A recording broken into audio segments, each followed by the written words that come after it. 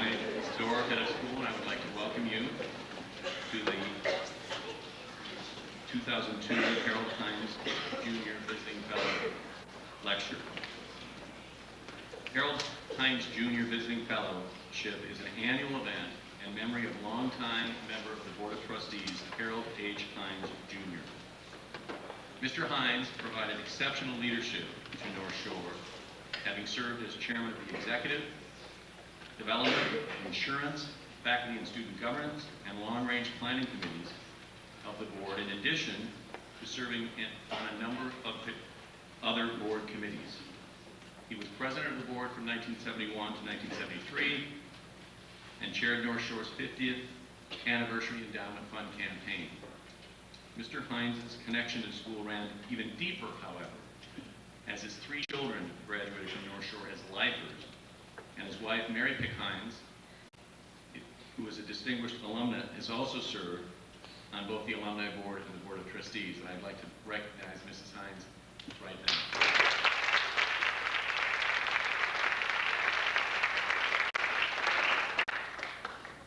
In his memory, North Shore endowed a visiting fellowship which annually brings to the campus a distinct individual who articulates the school's philosophy, live and serve. Special emphasis is placed on the ethical consideration of social issues, giving students to define more clearly their responsibility to society. The school community exposure to the fellow should expand existing perceptions in a constructive way, thus creating a testimonial to the ideals that Harold Hines exemplified. Harold Hines visiting fellows included the late A. Bartlett Giamatti, president of Yale University, Dr. Jane Goodall, Institute, Harry Wu, Chinese dissident, author, and human rights activist, Millard Fuller, founder and president of Habitat for Humanity, Russell A. Miller, Conservation National, and Sarah Lightfoot, a sociology professor at Harvard University. We're delighted this evening to have Prince Jordan, executive of the Bronx Preparatory Charter School, as our visiting fellow. And we're so delighted that she's here that I get the assistance of 2 people to introduce her. The first, John Foley.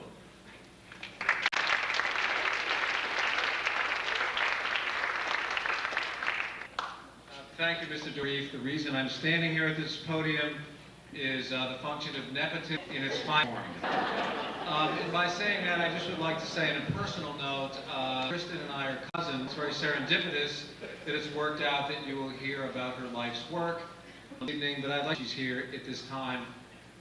Kristin is someone I've clearly known all my life, and I've seen her successes, and I've seen her go through a system of private school and excellent university training, and I think sometimes we can go through independent schools, private schools, and we can look around at our colleagues and we find comfort in seeing a reflection of ourselves.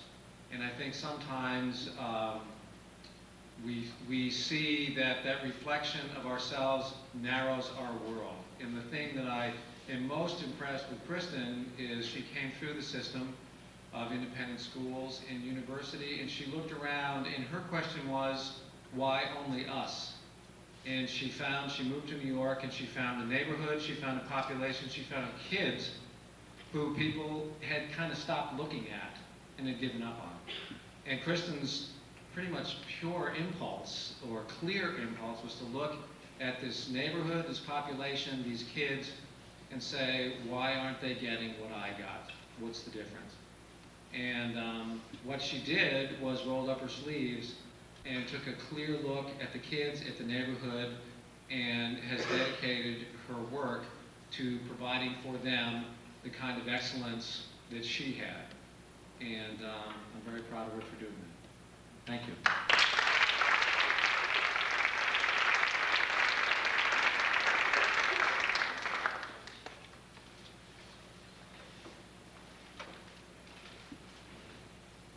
Kristin Kearns Jordan is founder and executive director of the Bronx Preparatory Charter School, a college preparatory, middle, and high school serving low-income students in New York City's South Bronx. Ms. Jordan is a graduate, class of 1987, of Phillips Exeter Academy, a boarding school in New Hampshire. She first conceived of the idea of starting a school while an undergraduate at Brown University. While at Brown, her volunteer work at a shelter for battered women gave her direct experience for the first time with the challenges of poverty. After graduating from college, she worked in nonprofit organizations devoted to providing scholarships to inner-city students to attend private schools, as well as for the Center of Educational Outreach and Innovation at Teachers College, Columbia University. She applied for Bronx Preparatory Charter in September of '99 and started working full-time on the project the following spring. In her role as executive director, she is responsible for all administrative projects, including the budgeting, fundraising, and the development of a permanent facility for the school. She occasionally fills in as a substitute teacher. Let's welcome to North Shore Country Day School the 2001-2002 Harold Hines Visiting Fellow, Ms. Kristin Kearns Jordan.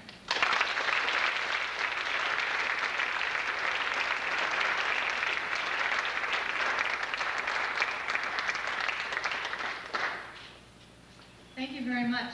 And thank you for the wonderful welcome that you have given me for the last day and a half here at North Shore. I am guaranteed not to bore you too much tonight because this is my speech. It's only one side. And so if I go on too long, then something terrible has happened. You have enriched me in a way that you don't realize because at Bronx Prep, we are building our high school. And so I have been drinking in every little piece of the North Shore School overall, and the upper school in particular, to figure out how good upper schools run. So thank you very much for being a part of this research project that I have the privilege of participating in this week. I'm here to talk about our school a little bit. I've asked a lot of questions of you in the last couple of days, and seen several of you twice or three times even. And so it's my turn to talk about Bronx Prep and where it came from and why we founded it and what we're doing. But first, the best way to figure out what a school is, in my view, if it's got a good name, is to break down its name. So we're in the Bronx.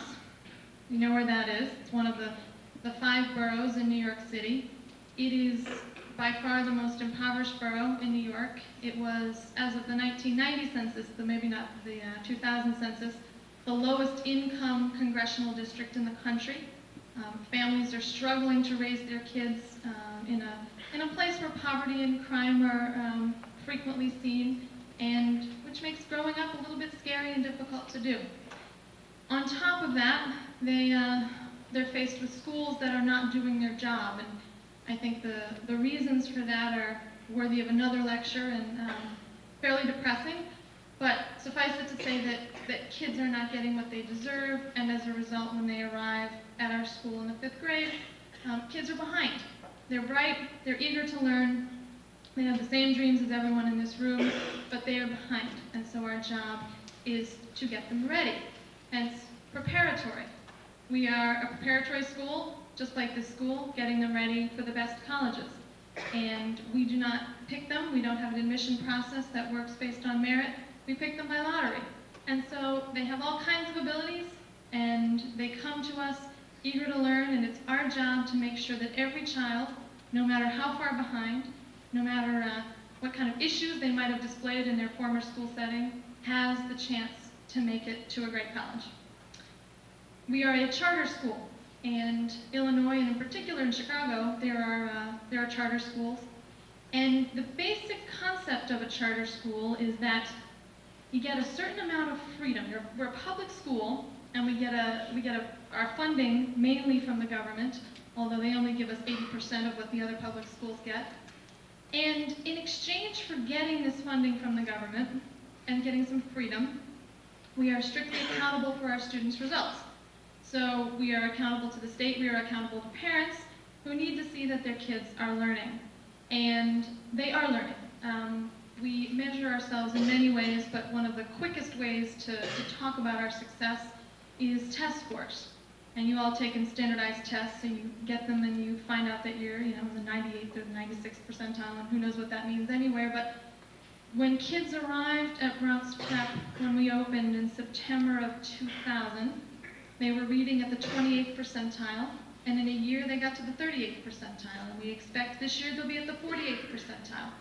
They were doing math at the 31st percentile, and now they're at the 77th percentile. They made just a spectacular jump in their math skills because they worked hard and people believed in them.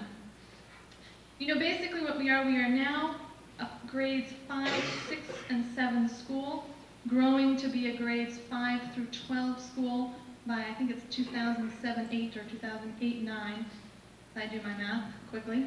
And each year, we build by 1 grade. So you're taking our time, making sure we've got the 5th and 6th grade down before we move on to the 7th grade, which we've done this year. Now we're focusing on a good curriculum for the 8th grade, and so on. Why did I want to do this? I'm not a teacher, and I've always wanted to be a teacher. I always thought that a teacher would be a great thing to be.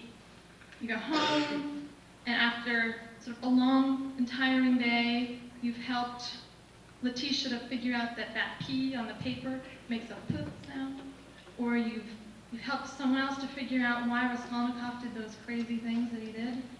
Or, you know, maybe you've helped someone to figure out how to balance equations in chemistry. Whatever it is, it's important stuff that's going to affect a child's life and help them to have a happier future, and hopefully a future in which they contribute to other children's lives. But I would go through all the things that I think you needed as a person to be a good teacher. And I'd check off the list, and you need commitment. I'm committed. I can set my mind to something and stick with it. That's good. Check. You have to care about kids, and I definitely care about kids, so I checked that one off. You have to love your subject and be knowledgeable, and I thought, well, I like a lot of subjects, but probably I'd be a history teacher, and I have some knowledge about that, and what knowledge I don't have, I can always go get. So, and check that one off. And everyone always talks about their teachers being patient. So, I don't have that one. I'm not very patient. All right, well, I guess it's not the time to become a teacher, and I'd go off and I'd do something else, or I'd go to graduate school. And every time there was kind of a juncture in my life when I felt like it was time to move on and do something new, I'd come back to teaching, and I'd get out my checklist, and, you know, I'd get to patience and scratch my head. And finally, about, I guess it was 3 years ago, I got impatient with my lack of patience and decided that I was not going to work for becoming patient any longer. I was going to do something about teaching that doesn't require patience. So I'd always had this dream of starting a school. When I was a junior in college, I lived with 5 other women, and we each concentrated in different subjects. I was history, and someone else did math, someone else did science, and I thought we would be a great startup team for a school. And we stayed in touch, and this dream kind of lived with us, and it always seemed like a kind of neat fantasy, but maybe something we'd do when our own kids were grown, and you know, when we had, I don't know, more maturity and knew how to get these things done. But it was time in New York in 1999 to do something. A lot of people, I went back as part of my historical studies to some of Robert F. Kennedy's writing.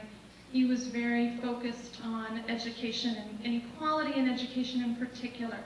And he was expression, he actually commented quite a bit on Chicago and New York and other big cities, and just frustrated with the inability to move a whole system. In New York City, we have more than 1 million kids in the public school system, and people have been trying for 30 years, more than that. I mean, Robert F. Kennedy was frustrated with it back in the 60s, and we're now in the next millennium, to do something that would affect all the kids. That somehow, that, you know, the couple at the top of the organizational chart could just do something to fix the schools. And people have been sort of working under this assumption that we just got to fix the schools. Like, the best leader has to come and, you know, rescue the schools and the children. And the reality is, you can't just rescue the schools and the children by bringing in a leader, no matter how spectacular and fantastic that leader may be. Education happens one child at a time. And so we decided to start with a school. And it was mostly me at that time, writing a charter application at home after work, come home, and it ended up being a monster of a document. By the time you told this chartering entity what it was that we were going to do with kids, I had a 400-page document, and I didn't even, my thesis was not particularly impressive in college, I confess, and hadn't worked nearly as hard as I should have on it. But this one was a document that I was proud of. This This was a dream for a school that could work. And I figured out by looking at other schools just what that would take. And it takes nothing that's particularly surprising. It takes a lot of time.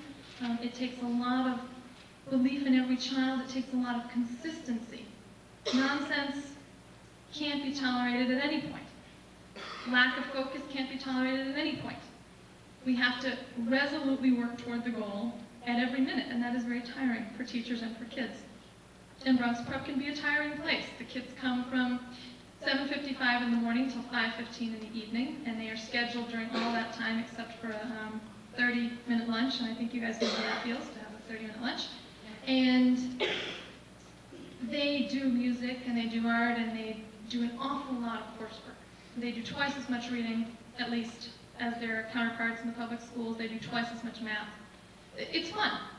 One of the things that we knew we have to do. No, it is, honestly, it's fun. I can't actually sing the math songs because I'm not very hip. But math songs are all to hip-hop tunes, and they sing them for our guests, and they're very impressive. I had the prerogative as the founder to do the sevens. So I did 7, 14, 21, 28, sing do. And they all looked at me like, what decade and what century are you from, lady? We have to do some real sevens. So but it is a fun, joyous place to learn, not just because of the math songs. We write other songs, and there's a real energy about it. And the energy comes from the teachers. We all know you're being educated right now, and I think it doesn't take a whole lot of thinking to know that when you have a great teacher, you learn a heck of a lot more than when you don't. And when you have a great teacher who believes in you and who believes in your future, you go places. And if you have a whole team of teachers surrounding you who believe in you, you really have an opportunity to go places as long as you do the job that you have to do. They can't do it all for you. But we put all these pieces together and into a plan. I put all these pieces together into a plan, but still me at that point. And then I realized that this problem of my not being an educator was becoming pretty severe. And luckily, right at that point, hooked up with an extraordinary educator who did know how to teach children. And she's a peer of mine. She's an immigrant from Haiti. She moved here when she was in the 5th grade. Had a dose of the public school system that many of our kids have had. Managed through her own grit to get herself to Skidmore College and to get a marvelous education, kind of despite the opportunities that she had in grades 5 through 12. Luckily, her education in Haiti had served her well. She got a wonderful groundwork there that together with her parents' belief in her and the college education, was able to set her on a path to success. But no child should have to kind of spend 10 years of her educational career just making it work despite the school environment.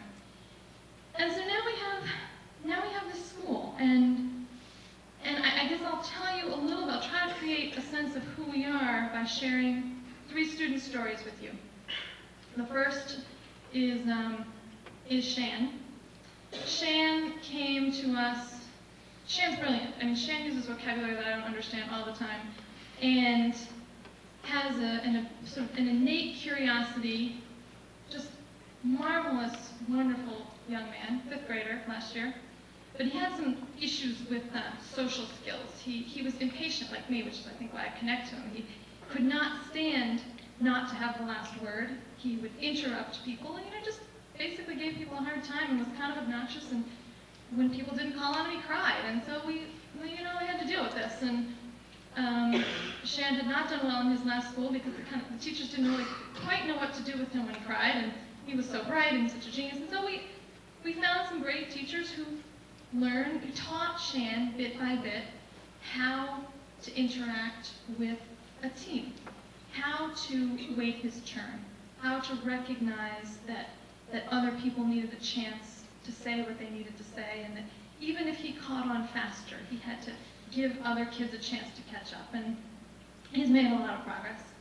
We also had a student come to us named Douglas, and I actually didn't meet Douglas. His mother came in and sort of made me quite frightened to meet Douglas, actually, the way she described him. He was such a terror to his fourth grade teacher that she promoted him despite the fact that he failed everything, because she was worried that if she made him repeat, she might get him again in class, and that would be very inconvenient to her. So we have Douglas, and I meet this child the first day, and you're the terror that I heard about from your mother, who made your teacher so miserable that she would promote you just so that there were 7 other teachers teaching 4th grade, so the chances were 1 in 8 that she was going to get Douglas again, and that was enough of a risk for her to promote him. And so Douglas and I spent some time talking. I was the person who did breakfast, which meant I got the first 30 minutes of the day with the kids, pretty much by myself. And it came out that Douglas really wanted attention. And a couple of times at the beginning of the year, he would ask for that attention in a fairly negative way. And the teacher decided he was a bad kid. And she kind of made him understand that, sometimes black boys were bad kids. And he got the sense that, look at that, she's calling on all the light-skinned kids, mostly the girls. And I never get the special privileges like washing the blackboard. And, and so the cycle got bad. And there was a negative thing that was going on between Douglas and his teacher. And he started to believe what she believed, that, he was badly behaved and maybe a bad kid because of the color of his skin. And so we had some real work to do to help unlearn that terrible thing that he had learned in the 4th grade. And his 5th grade teacher recognized very quickly that he loved to wash the blackboards, and that was just fine with her. He could wash the blackboards 5 times a day, and he felt a great sense of affection, and blackboards in her room were always impeccable. And little things like that started to happen, and Douglas became a wonderfully giving and cooperative member of our community. He recognized that he was supported, that we believed in him, and he still has a couple of bad habits that we work on, but he's come a really long way. And then there's Helen, and Helen came to us. I actually knew nothing about Helen for a long time because she was so quiet, but I heard that she was bright, and her math teacher recognized this very quickly, and she recognized that we were going to have to race to keep up with Helen intellectually, and our real job with her was to help her kind of come out of her shell and share this fabulous person that she is with the rest of the world. And so the natural way to do that, because she was so good at math, was to start her by helping other kids with math. And so she started building a little bit of confidence by helping other kids with math. And then she would, do problems at the board, so it was, not just one-on-one. And all of her teachers worked together to pull her out bit by bit of her shell. And now, she's still shy, but you can have a conversation with Helen, and you don't have to wait 2.5 weeks or 3 weeks or however long it was before I really realized just how special she is and just how much she has to offer. It comes out in the first, half an hour of conversation. And so, all of our kids, we have 150 kids, and they all have different stories, and they all need a different kind of support. And one of the things I think you all do so well here, and I talk to the faculty, is give that kind of support to kids one by one. It's clear that at the lower school, some kids need to learn to read by a sort of a phonics approach, other kids need to learn to read by a more whole language approach, and you figure out which child needs what, and then you tailor that education to that child. And that takes time, that takes patience, that takes energy. You all should be commended for that, and that's one of the things that I remain even more committed to when I'm going to go back now to Bronx Prep and try to download all of this information and get it into the minds of my faculty and our principal, and try to share with them what I've learned here as a result of a 2-day stay. It is, I remember being about where you are now and trying to figure out what I was going to do to be relevant, to sort of figure out how to make my life contribute to somebody else's life. And it's an extraordinary thing that this school worked out, and I'm trying to figure out what made me take the leap. What made it the sort of not just the thing I wanted to do, but the thing I was gonna do. And I think it was probably just the sort of consistent reinforcement of people around me that it could be done. The group of people around me who, and even my mother, who kind of had it in her mind that if she goes forward with this school, I'm never going to have a grandchild, and that's a problem.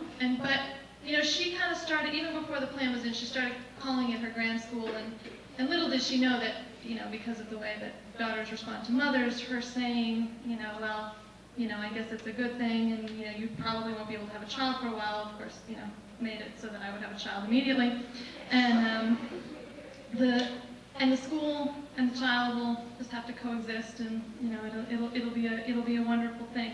But I would love to. I can almost see you out there, I think. I would love to take any questions you have. Actually, before I do that, though, I want to first acknowledge Mary Hines and thank you for giving me the opportunity to be here, and acknowledge again your faculty and the students. You've really made it a very enriching experience. I admire your steadfastness. I know this is a tough place and it requires a lot of you. The rest of life will be this way, so get used to it.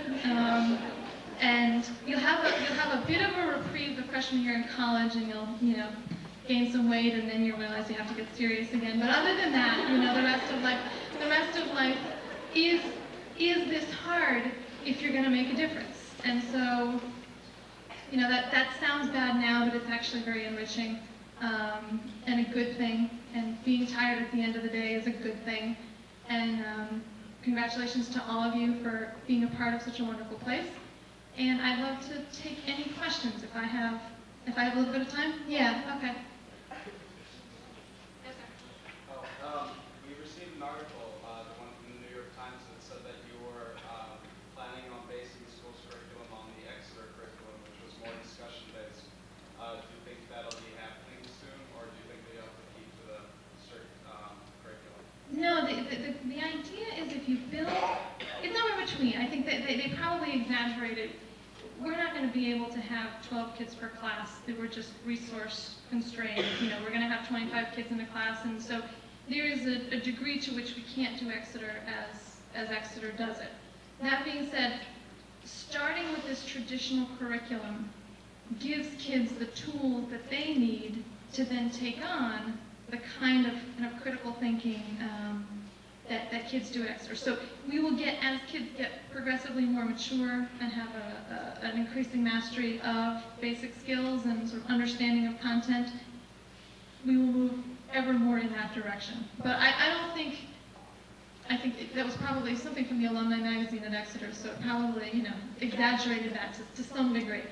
We have taken quite a bit from kind of the Exeter community, but I'm not sure the curriculum is our model so much as the standard of excellence that I learned there and that I see here in other independent schools has become kind of a point toward which we strive.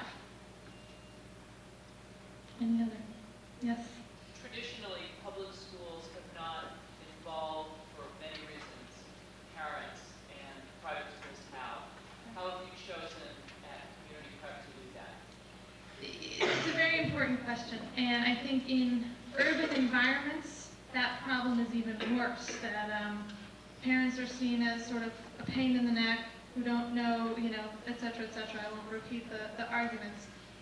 I think the fact that parents have chosen to send their child to Bronx Prep and that we have had to sell them on this idea, and now on this school. The first year was selling them on the idea of a school, and now we sell them on a real school, actually, with children and stuff in it. And the fact that that agreement is made at the beginning creates an entirely different conversation and set of accountability measures for us. So it functions in many ways like a private school. You know, I chose this child for my child. I mean, I chose this school for my child. Why is his math teacher doing such and such? That, you know, there is I think, a confidence that parents get in choosing that they are in charge, that they are the consumer. We foster it every way we can. I mean, we have kind of the formal mechanisms like our Parent Advisory Council, which plans and organizes events and kind of works toward the goals that they set for themselves. But I think the less formal mechanisms also are very important. It is not uncommon for a teacher to call a parent from a classroom on the cell phone and say, listen, your child just did this unbelievably good thing, or listen, your child has been so disruptive today in class, I don't know what to do. I'm asking him to leave the room. I just want you to know, have a talk with him about it. You know, that's the kind of day-to-day interaction that we initiate with parents that we think is really important. So it's not that any of our mechanisms are particularly unique. I think we just see that relationship as more in the private school model, where they have a legitimate right to know what's going on and to be a part of what's going on, and that frankly, the more we know them, the better we understand their family and their child, and frankly, the better off we are as educators in educating their children. So it's a holistic answer, and it is part of the commitment, the time, you know, developing those relationships, and it always pays off. With the ladder system, you explained, how do you balance the different levels of education kids are coming in? We can't balance anything except we can, you know, take the number of kids into the 5th grade that we want to take. In fact, there are all sorts of strange things that happen. We have this 7th grade now that's much more girls than boys. We have a 6th grade that's much more boys than girls. We have all kinds of, you know, varied levels of academic ability, and that's our challenge as a public school. We have to find a way to address each child at where that child's need is, and it means a lot of teachers creating extra tutorial support for those who are behind, extra enrichment for those who are well ahead of their peers, being creative in the classroom about assignments that can reach both their students who are ahead and their students who are behind. The first year teacher kind of teaches at the middle and tries to get through and figure it out, and the more experience the teacher has, the better they're able to create that varied sort of curriculum within their own setting. It's not easy. They have 25 kids in the class, and they have 4 or 5 periods a day, and 45-minute periods a day, and they really are asked to do a big job, the teachers, and they do it. It's hard. Yes, on the far right. How do you overcome the lower budget you have compared to a public school? Fundraising. That's a big part of my job. We get $6,800 roughly from the city per pupil. It costs us $11,000 per pupil right now, and that's a big part of my job.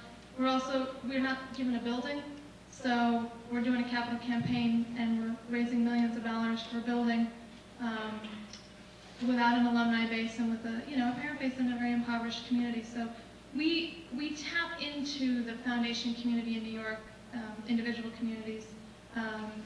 Exeter's alumni has come forward because of this article that you read. The New York Times hasn't hurt. It's a constant battle. But the school works. Once we introduce people to it, they want to be supportive. They want to find something that works. I think the New York community, like many urban communities, is sick of failed reforms. And so seeing something that works on a small scale that can be taken and replicated at a bigger scale is a very exciting thing. Yes, in the front. How many children did you begin with when you started? We started with 100. We started last year with 100, and then we added 50 this year to become 150. And when we move into our new building, we will take larger numbers and have 100 kids per grade until we are 800 kids at our full size. All the questions are over here. Have you ever had kids which are unwilling to learn, and how did you cope with that? Unwilling to learn. On a given day, yes. And you just sort of say, well, listen, sit outside the classroom until you're willing to learn and then come back in. It's kind of the approach. Overall, no. And what we do is, after the lottery happens, we have an achievement agreement that we all sign. Teachers have their section, and we commit to do things like teach to the best of our ability, and come to school on time, all the things you expect your teacher to do. Parents commit to support their child by helping with their homework, to get the kids in their uniforms, da-da-da-da. And the child commits to certain things, and one of them is to work to the best of their ability. And if the problem lasts more than 45 minutes, we pull out their achievement agreement with their signature on it and said, you made this commitment. This is what you promised to do. And we think we're keeping up our end of the bargain. Your mom is keeping up her end of the bargain, and now it's your turn. Usually that does it. If that doesn't do it, maybe there's something going on with that child that day, and guidance counselor helps us work through it. You kind of look for all the different avenues, and when we get them back on track. In the back, in the green, yeah, I think that's green. Maybe not. How do you choose your faculty? Do you do anything that's different than the way all the other schools choose their faculty? We have a lot more freedom than the rest of the public schools, certainly, in choosing our faculty. I think we probably do it in a way that's fairly similar to the independent schools. At this point, now that we have kids, we require everyone to come do a model lesson plan. As part of the process, they meet with, at this point it's, anyone on our faculty who wants to meet with them. We're so small that anyone can be a part of this kind of selection process and information gathering process for the candidate. And what we look for is someone who has experience teaching a population of students similar to our own, because while the dreams and hopes and aspirations are the same, sometimes classroom management is more challenging at the beginning because kids come in with bad habits. So we need to make sure our teachers kind of know where our kids are coming from and how to address that, which would probably be the only thing that would be different than an independent school such as this one. An ability to engage the kids, a clear commitment, we look at their references and figure out, what kind of a teacher they were in their former school setting. We have had each year one brand new teacher who just had such, gifts and talents that we were quite sure that she would be able to figure it out, even in the sort of challenge of a startup. So we watch them, we look at them, and usually it's pretty clear. There's rarely a lack of consensus among the faculty. We either, when the person walks out the door, sort of say, okay, goodbye, or, all right, now let's start into stage 2, recruitment. Who's going to take them out to dinner? Who's going to do this? Who's going to do that? And, we lure the poor person in. It's almost always clear. Kristin, would you tell the story about the pastry? Yeah, no, I was asked in a faculty meeting this afternoon if we'd lost any teachers, and I said, yes, we lost Ms. Lopez. It was awful, but we knew we'd lose Ms. Lopez because she had come from really a wonderful school, another charter school in New York, and one that started before we did. She had taught the 5th grade there and had tremendous success in the 5th grade, and she was more than a kind of good teacher in the classroom, and had an ability to kind of create school culture. How do you create culture? You guys have had the school for 80 years, and so the culture kind of lives in the curtains and in the people, and we had to kind of create it from scratch. And so we were there in this building, and Ms. Lopez had all these great acronyms, together everyone achieves more, and I told the 4th and 5th grade today that she was so focused on team, together everyone achieves more, that every time she said it in class, the class had to respond, together everyone achieves more, in really loud voice, and we hear this in the halls. And then it started, and team was a really important concept in our school, so we have, even at the 5th grade, departmental structures, so that, they go from reading to math to science. Anytime one of their other teachers would say, okay, team, they'd sort of shout, together everyone achieves more, teacher.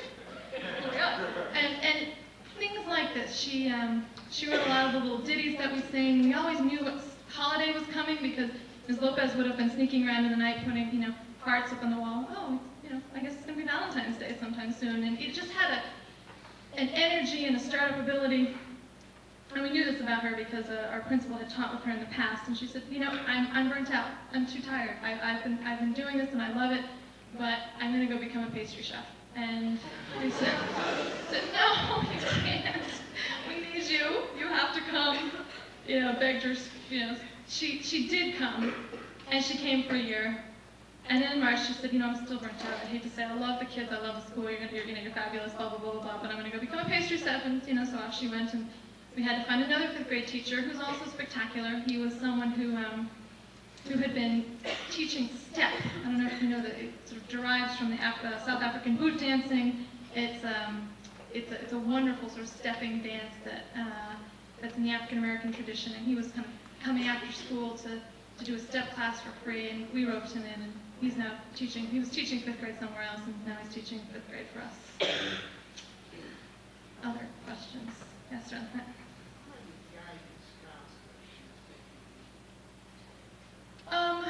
We will never have as many as, you know, it would be great to, we have one guidance counselor for 150 kids, and then our math teacher, our 6th grade math teacher also runs a kind of college preparatory program. There's kind of 2 kinds of guidance in our eyes. There's the college preparatory program, which is all about exposure to different campuses, that path. And then there's more of the sort of social work kind of guidance. And we will have 1 to every 150 or 200 students, which is, you know, never enough, but we can never have enough teachers. You know, we just keep breaking the classes into smaller and smaller units, but I think we can justify 1 guidance counselor to every 150 kids. Yes, Danielle? What do you do to make this an actual reform that lasts and spreads in New York, as opposed to just a happy anomaly? It's the big question, and a bunch of things. Number one, just by doing it and sort of agreeing to the relatively masochistic experience of having a New York Times reporter in the school for a year, which we had, and as a result sort of saw our, happily the school is a success, so we saw our successes in the New York Times, kind of working against the argument that these kids are somehow different and can't do it. So just kind of helping turn around people's expectations of low-income kids. That's number one. We get visitors from other schools all the time. Our success is well enough profiled in New York that people do come to us, both those who are looking to start other schools, principals of local public schools. They see the sort of order. It's a very orderly, sort of peaceful place, and sort of ask us lots of questions of how to achieve that. So it's working with others who want to replicate it. In the future, you know, there are programs in New York that are taking models and replicating them, and so I think we will work with other educators to replicate it. I personally, you know, I got a lot of work to do at Bronx Prep before I feel sort of satisfied that we're on our feet and ready to go. But it's I don't think that some guy at the top of public schools is going to say, oh, well, they teach math with they teach, you know, times tables with hip hop. If we just teach times tables with hip hop in all the schools, you know, things are going to get better. I think it's a very school by school, leader by leader, teacher by teacher, child by child kind of event, and we are just doing our best to be welcoming of visitors and to take the show on the road. Yes. How did you decide that you wanted the school to be, the admission to be online? It's the law. Oh. We got no choice. Yeah, and I think it's that way in Illinois as well, if I'm not mistaken. Most charter laws, the people who don't like charter schools think it's all about, you know, taking the easiest kids out of the system and leaving the rest behind. And the use of the word behind sort of suggests what they think of their own system, but they want us to be honest and educate all kinds of kids. Yes, my friend. Out of the amount of people who are interested in attending your school, what's the ratio of children that get in? We take about half, and it's a kind of interesting decision that we have to make at this point of the year every year. People want to see, long wait lists, and they want to see evidence of demand for the school, and so by, working a little bit harder than we do, which is not at all to get the word out, we could show that. But the problem is that we can admit the siblings of our current kids without going through the lottery. We can't admit the cousins whom we've come to know and love because they're sort of hanging around, and other sort of very sort of close members of our community. So we kind of tread a balance between wanting this to be a school that everyone knocks down their doors to get into, and really wanting to serve the community that wants it and needs it most. So the balance that we strike is we just kind of see who applies, and right now it's 2 for every spot. Yes, sir. First of all, congratulations on this test score. Thanks. Very nice. Couple questions. In New York, you have to have, all your teachers need to be certified, or are they allowed to have work-related experience? Are they not union schools, or are they non-union? The second question would be, maybe you talk a little bit how you feel special education regulations impact your school. Is there anyone here from the New York State Education Department? No. All right. We don't have any certified teachers in the school. We don't think, we tend to find an inverse correlation, and if you're certified, don't take offense to this, there are probably some wonderful certified teachers out there. Our principal is certified as a teacher, not a principal. We don't really find any correlation between certification. Technically, you can read the law one of 2 ways. We read it in the way that says that as long as you get these temporary 1-year certifications because we're in a sort of challenged district, you're okay. So that's what we do, and I don't even think we've turned in our application yet. We're kind of, we think the certification law is so ridiculous that we're just barely compliant. Special education, the law in New York is that we have to serve anyone who comes into the school, and there's a sort of complicated relationship with the district about who decides what the child's education plan should be, et cetera, et cetera. What we do is we figure out what kids need at the beginning, and we start, and usually it takes the district a month or 2 to get us the children's individual education plans anyway. So we figure out what needs they have, and we think that every child needs some sort of individualized attention, as kind of I commented before. And then we figure out, when we get the IEPs, these individualized education plans, whether what we are doing is compliant with what it says we're supposed to be doing, and we either augment our services a little bit if it makes sense to do that, or if we think it just doesn't make sense, what they've said, we go back and try to have that plan changed. We have a partnership with something called Empowered Learning, which does marvelous special education. It takes a long time to describe what they actually do, but they have a wonderful ability to figure out both sort of cognitive processing and how kids take information from a page or a blackboard or some people's voices into their brains, and really have a wonderful way of working with kids. So we have a lot more kids involved in that program than technically are in special education. We don't, my personal view and our view about special education is that there's this kind of diagnosis sort of mentality that everyone has to be diagnosed. And I went through the battery of testing for Empowered Learning, and I learned that I'm a dipper, which means that when my eyes go from one word to the next on the line, they kind of dip below the line, and they pick up some of the material from the line below, which can affect my ability to process information. I mean, I never thought I was learning disabled, but I'm a dipper, and so I've been learning to read more straight across. And all of these things, I don't think of them as particularly clinical. I just think that's the way, that's the way I read. So we are compliant with special ed laws because they're very strict about that, and yet it's not sort of how we think about children. We don't think about them in this kind of medical way. Yes. Excuse me. Clearly, you're enthusiastic about your faculty, and that's a good thing for the head of school. Do you see yourself as being presented with a lot of candidates who want to be there, or are you picking from a smaller number of candidates who might be deterred by the location of the school?